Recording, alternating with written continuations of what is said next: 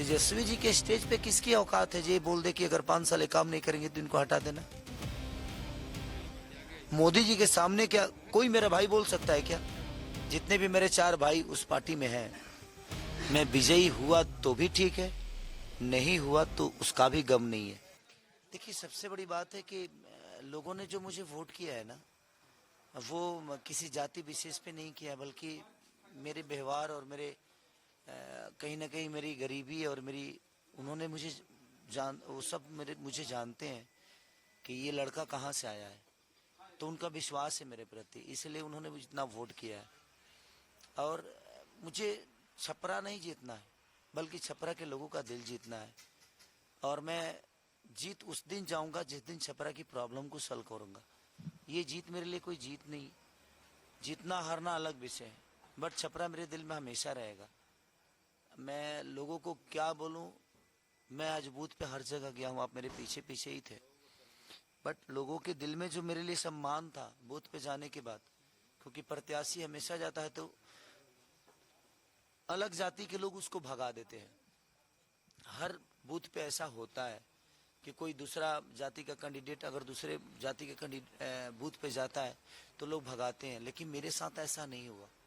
मेरे साथ ऐसा हुआ कि मैं जहां भी गया लोगों ने मुझे लगा जे उनका मैं हूं और वो मेरे हैं, उस हिसाब से सम्मान भी दिया सबने और सबने प्यार भी किया मुझे।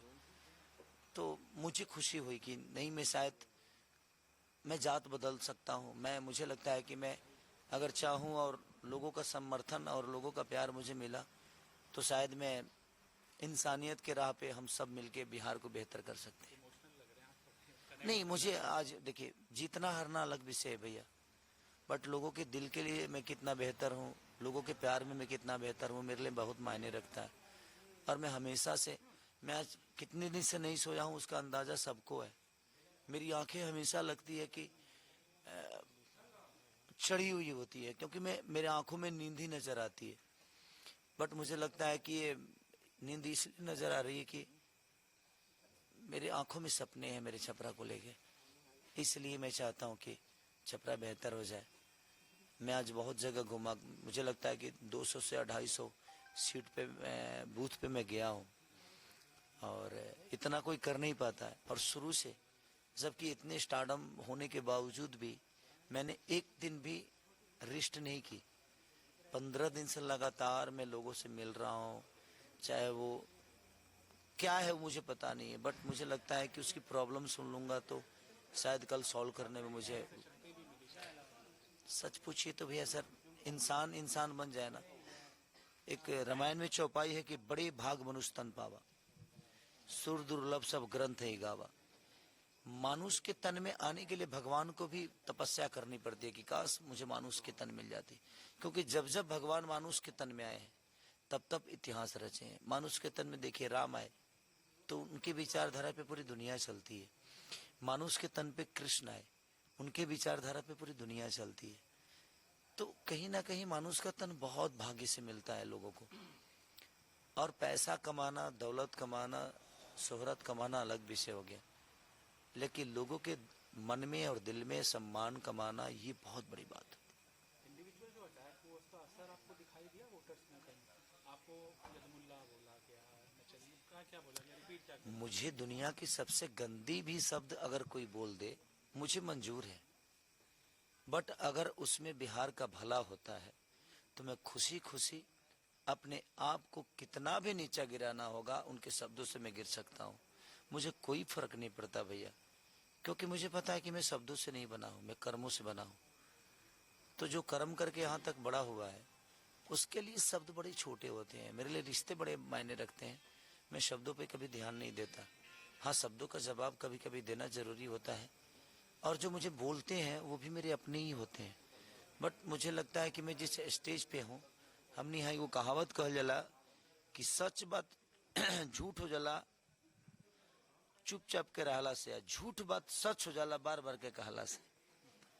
तो अगर मैं उनके झूठ को बर्दाश्त करता रहूंगा ना तो दुनिया कल चल के सच मान लेगी, इसलिए मुझे जवाब देना पड़ता है। अदरवाइज मुझे जवाब देने का कोई मतलब नहीं, क्योंकि अगर मेरे पे कोई कटाक्ष कर रहा है तो उससे बिहार का विकास का कोई लेना देना नहीं है। अक्सर ऐसे मैंने जितने भी विपक्षी दल के नेता हैं या बड़े अहदे पे लोग हैं, वो शब्दों से छोटा करना चाहते हैं। मैं यही बोला था कि आप कहते हो जंगल राज की बातें, जंगल राज मान ले थोड़ी देर के लिए, मैं मानता हूं कि ठीक है था, 20 साल से आपके हाथों में हमारी जिंदगी है। आज जो बेरोजगारी हुई है वो 1990 के पहले के लोगों के पास बेरोजगारी नहीं है। 1990 के पहले के लोग शिक्षा के लिए नहीं मर रहे हैं। 1990 के पहले के लोग अपने परिवार को छोड़ के नहीं जा रहे हैं। 2001 से 2005 से आज जो शिक्षा का स्तर कम हुआ है, आज 20 साल के जो बच्चे हुए हैं उनके लिए बोल रहा हूं मैं। आज जो बेरोजगार हुए हैं 20 साल के बच्चे हैं वो हैं, और वो कौन है? मानिए हमारे चाचा नीतीश कुमार जी की सरकार के पैदा हुए बच्चे हैं, वो बेरोजगार हुए हैं, वो शिक्षा से अलग हुए हैं, उनके लिए व्यवस्था नहीं है। और वो बात किसकी करते हैं? हमारे पापा की। मैं लड़ उसके लिए रहा हूं कि भाई प्रॉब्लम हमारी है। मेरे पापा की क्या प्रॉब्लम थी, वो जिनके वजह से हुई थी, वो लड़े या नहीं लड़े उनका विषय है। लेकिन आज 20 साल का बच्चा शिक्षा से दूर हो गया। बेहतर शिक्षा बिहार में नहीं है, बेहतर अस्पताल बिहार में नहीं है, बेहतर रोजगार बिहार में नहीं है। तो भाई 20 साल का जो बच्चा है ना वो बेरोजगार है। 20 साल का जो बच्चा है वो शिक्षा से दूर है। अब देखो ना मुझे कि मैं जितने भी शिक्षा के जो भी मेरे शिक्षक से, हाँ, जो पढ़ाया है हमें, जो टीचर आज भी हैं, जैसे खान सर जैसे लोग, नहीं, उनका मुझे कॉल आया था, बोले कि पहली बार किसी लड़के को ये देख रहा हूं कि वो पार्टी का नहीं जनता का होके बात कर रहा है। तेजस्वी जी के स्टेज पे किसकी औकात है ये बोल दे कि अगर 5 साल काम नहीं करेंगे तो इनको हटा देना।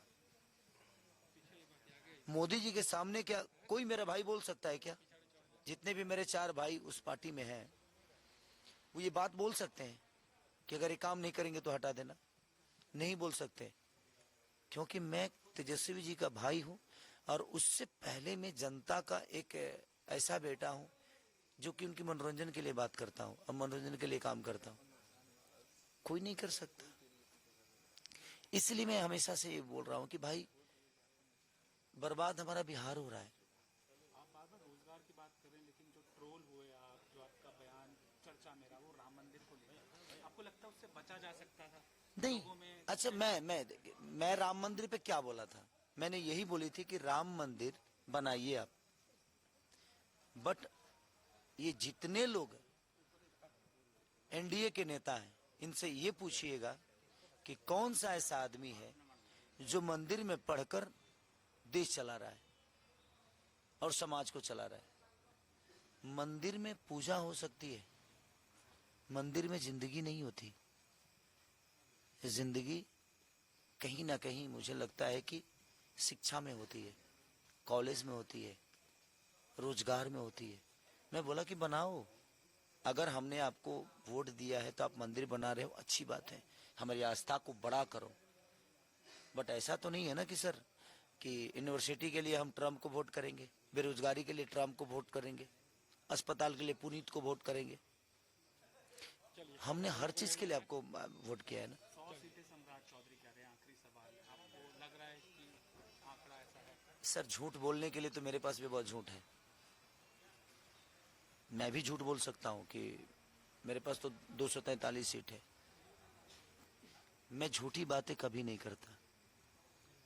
मैं भी आज भगवान के भरोसे ही हूं। मैं ओवर कॉन्फिडेंस में कभी बात नहीं करता।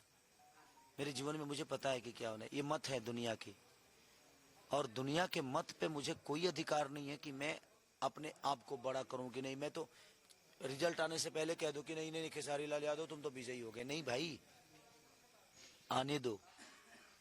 मैं विजयी हुआ तो भी ठीक है, नहीं हुआ तो उसका भी गम नहीं है। मैं जहां गया हूं लोगों का प्यार मिला है, मुझे लोगों ने मुझे सम्मान किया है। मैं ओवर कॉन्फिडेंस में कोई बातें नहीं करता, क्योंकि मैं राजनेता हूं ही नहीं। हारने का डर उसको होता है जिसको ये बिजनेस समझ में आती है। मेरे लिए राजनीति मेरी बिजनेस नहीं, बल्कि मेरी आत्मा है, और छपरा का विकास और बिहार का विकास मेरी माँ की तरह है। कोई बात नहीं, कोई बात नहीं। बड़े सपने से, बड़े मेहनत से बनाया था, और रात भर जाग के मैंने पैसे कमाए थे। ठीक है, कल मुझे पता नहीं, आज है जिंदगी, जी रहा हूँ। इतने सारे भाइयों के प्यार में हूँ, और ये मुझे प्यार करते हैं बहुत है सर। मैं राजनीति के लिए इतना नहीं गिर सकता कि मैं अपने आप को खत्म कर दूं और मैं अपने विचारधारा को बर्बाद कर दूं। मैं वैसा इंसान हूं ही नहीं। मुझे ये समझ में आता है कि दुनिया का कोई भी धर्म का आदमी इंसान तो है ना। आप मुझसे सवाल कर रहे हैं कहाँ से आए हैं, नहीं आए, ये मुझे पता नहीं, बट मैं आपको सुबह से देख रहा हूँ कि आप अपने वर्क के लिए कितने ईमानदार हैं, और इसलिए मैं आधे घंटे से आपके सामने बोल रहा हूँ, क्योंकि मुझे आपका सम्मान मेरे दिल में है कि ये आदमी सुबह से अपने काम को कितना प्यार करता है यार। जे खेसारी लाल के लिए ये सुबह 7 बजे से अभी 9 बज गए हैं, वो आदमी सुबह से सिर्फ इसलिए खड़ा है कि काश, क्योंकि आप अपने काम को प्यार करते हो, और आई लव यू आपको कि आप अपने काम को मोहब्बत करते हो, और ऐसे ही करते रहिएगा। मुश्किल नहीं है कुछ भी अगर ठान लीजिए। Love you.